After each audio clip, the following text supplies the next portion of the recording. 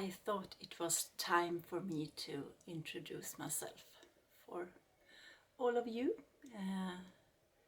I'm really appreciative of every single one of you who is a subscriber to my YouTube channel.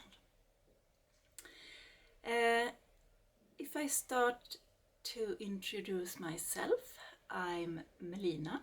I live in Sweden, and if you think I talk slowly on my videos, it's just in English I do so, and it's because I need time to think about how to express the things I want to say.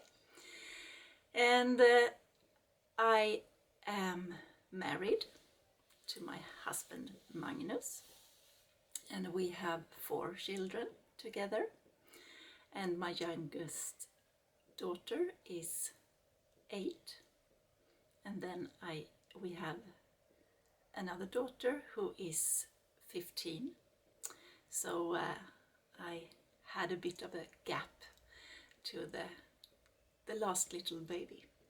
And then we have a son that is 18, and one more daughter who is turning 21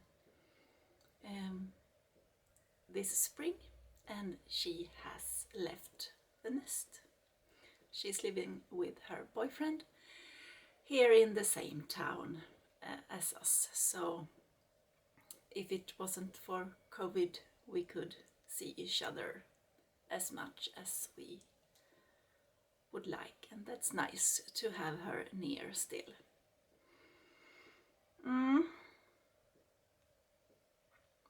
We live in a really old house. It's built, they say 1903, or in some papers 1905. So it's an old wooden house, and I love it. And I grew up in this house.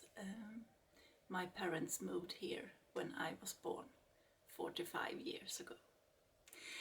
And when they thought it was time to leave a big house and live in an apartment, me and my husband was in that state in life where we had 1 child and the second one coming, and we wanted to move to a house.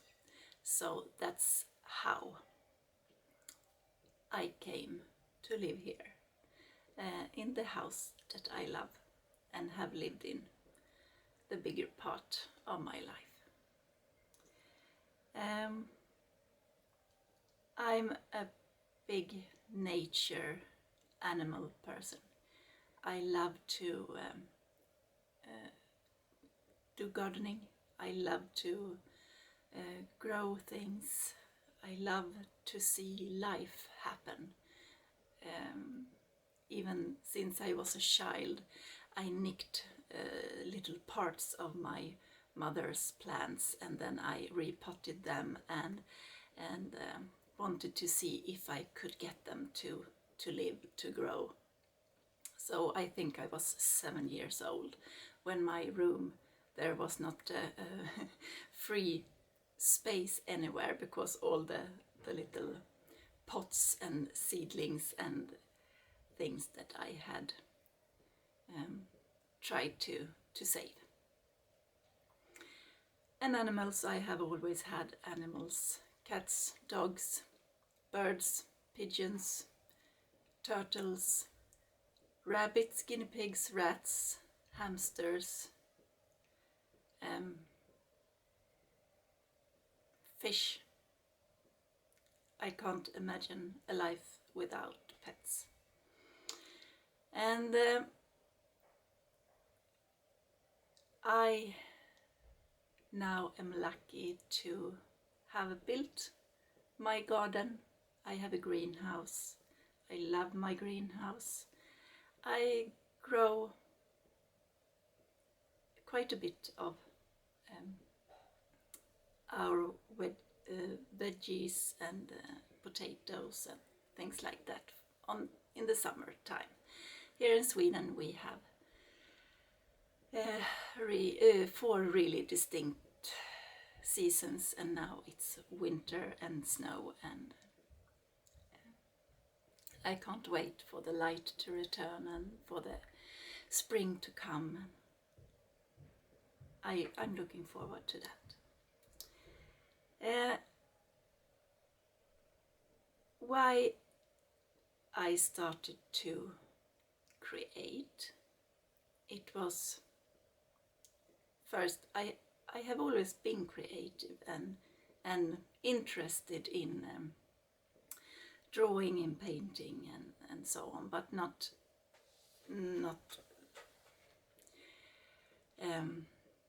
that I could call it a hobby back in the days. But I did some scrapbook albums for my kids when they were babies and things like that. But then 5.5 years ago I got really ill. I have always had pain all my life, and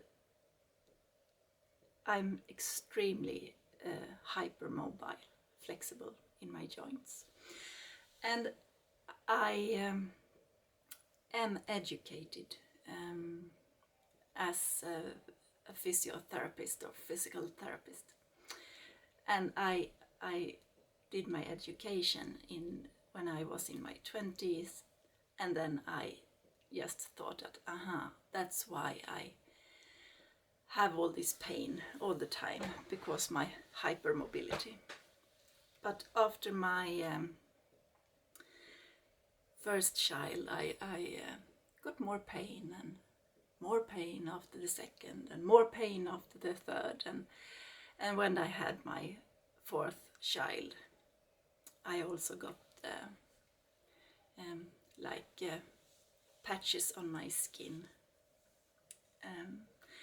and then I thought I might have a rheumatic disease. So first then I sought help for my problems, and I got the diagnosis psoriasis arthritis, and it has affected me a lot. And because I didn't seek help 20 years ago when it started, I have already got some joint damage. But now I'm on medication that will hopefully slow down the process of joint destruction. And after that diagnosis I pushed on a little more, helping others, going to work, even though I maybe not should have done it. I wasn't really good at listening to myself and my own needs, so I got exhausted, really, really bad. And after that came the depression, and I just felt like a huge failure. And from my point of view, I felt like my life just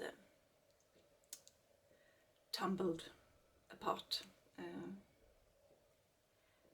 And that's when I couldn't work, when I was home, I turned to art, to my creativity, and I just sat for hours and hours and hours drawing, painting, starting art journaling, learned how to do my own art journals, and I got a little obsessed with it, but I guess that was what I had to do to get through the first really dark time. And the last 5 years now, I have slowly but surely processed everything and realized that I am ill. I have these diseases.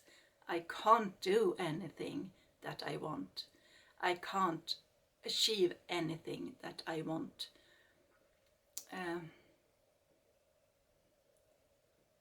I've had to learn that I have limitations and I can't keep pushing myself so hard. I have always been this overachiever.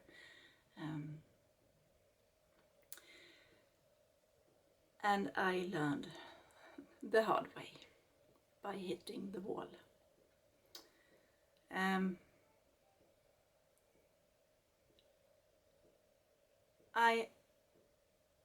I'm now so happy in a way that this happened. I want to say I really loved working as a physiotherapist. I have this huge need for helping others, helping people. But now, in a way, I could go back and work part-time for a while as a physiotherapist, but now I haven't been able to work for 2 years, and that's of course really stressful. Money-wise, of course, but I'm happy it happened, because you need to re-evaluate your life and think about what you really want, and what is your passion and what is your desire. And my desire is to try to make a living of my art. I have just recently, and this is the first time I'm officially saying it, I have registered my own company, and I'm super excited and really scared too. But I want to see if I can live my dream, if I can earn my money from my designs and my art, and maybe workshops and courses and so on. But it's also quite unsure. I'm not sure of how fast my disease will progress. Today is the first day I can sit up more than 5 minutes because of excruciating back pain. But I saw my rheumatologist,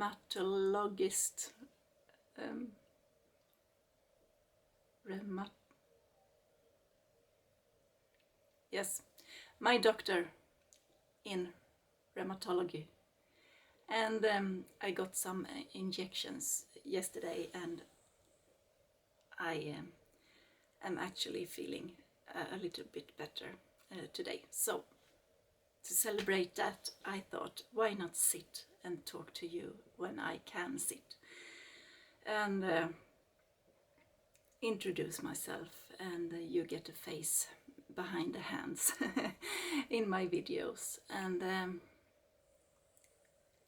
if you want to leave comments, I love to read your comments, and leave questions if you have any. Nej, Silas, tyst! That's our dog, Silas. He sees someone going on the street outside. Let me know if it's something you want to ask me, something you want to know. And if you have any suggestions, what you want to see on my channel, what you want to learn, if I can